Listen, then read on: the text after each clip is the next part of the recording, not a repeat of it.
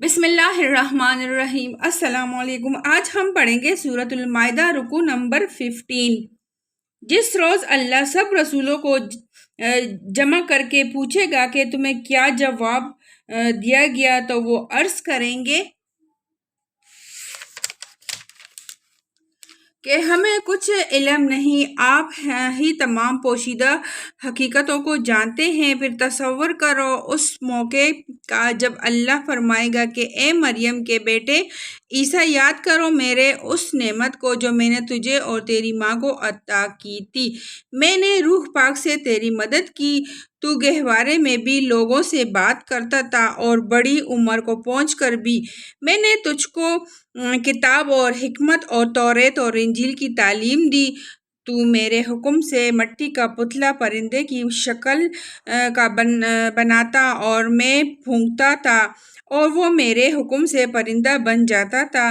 تو مادر زاد اندھے اور کوڑی کو میرے حکم سے اچھا کرتا تھا، تو مردوں کو میرے حکم سے نکالتا تھا۔ پھر جب تو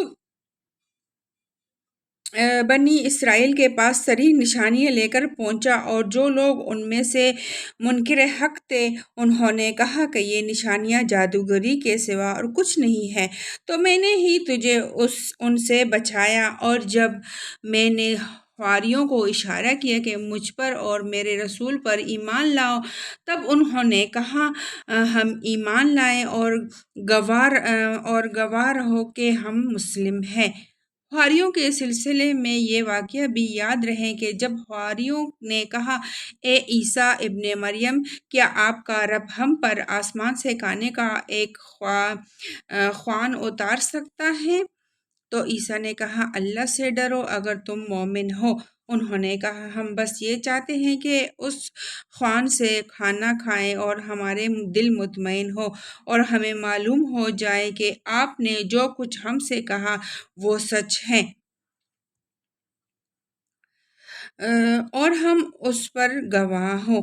اس پر ابن عیسیٰ مریم نے دعا کی خدایا ہمارے رب، ہم پر آسمان سے ایک خوان نازل کرو جو ہمارے لیے اور ہمارے اگلوں اور پچھلوں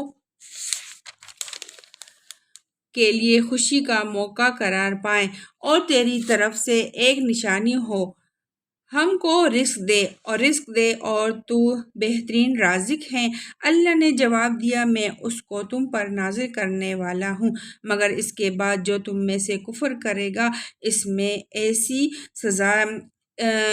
میں ایسی سزا دوں گا جو میں نے کسی کو دنیا میں نہ دی ہوگی۔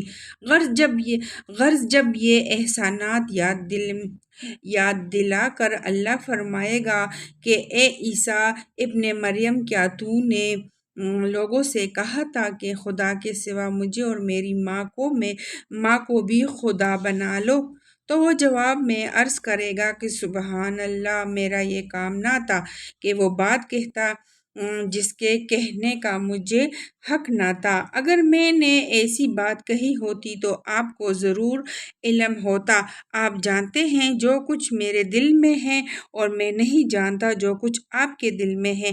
آپ تو ساری پوشیدہ حقیقتوں کے عالم ہیں۔ میں نے ان سے اس کی سوا کچھ نہیں کہا جس کا آپ نے حکم دیا تھا، یہ کہ اللہ کی بندگی کرو جو میرا رب بھی ہے اور تمہارا رب بھی۔ میں اسی وقت تک ان کا نگراں تھا جب تک کہ میں ان کے درمیان تھا۔ جب آپ نے مجھے واپس بلایا تو آپ ان پر نگراں تھے، اور آپ تو ساری ہی چیزوں پر نگراں ہیں۔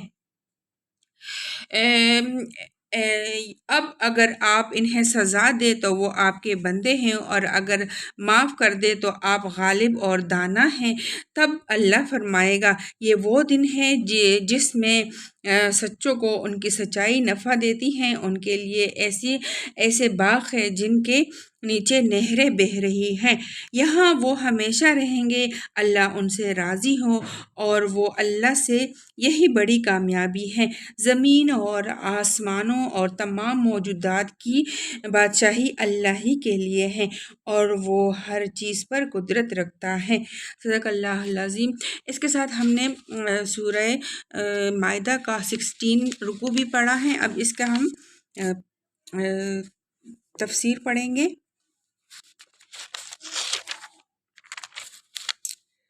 یعنی قیامت کے دن رسولوں سے پوچھا جائے گا کہ اسلام کی طرف جو دعوت تم نے دنیا کو دی تھی، اس کا کیا جواب دنیا نے تمہیں دیا؟ یعنی حالات موت سے نکال کر زندگی کے حالات میں لاتا تھا۔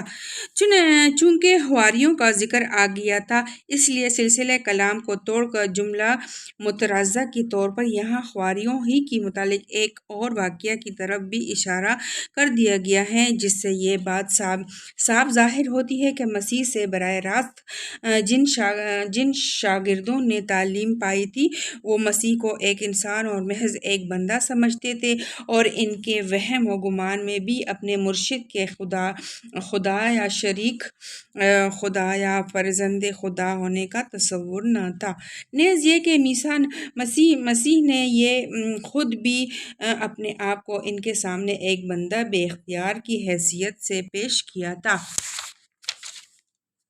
عیسائیوں نے اللہ کے ساتھ صرف مسیح اور روح القدس ہی کو خدا بنانے پر اکتفا نہیں کیا، بلکہ مسیح کے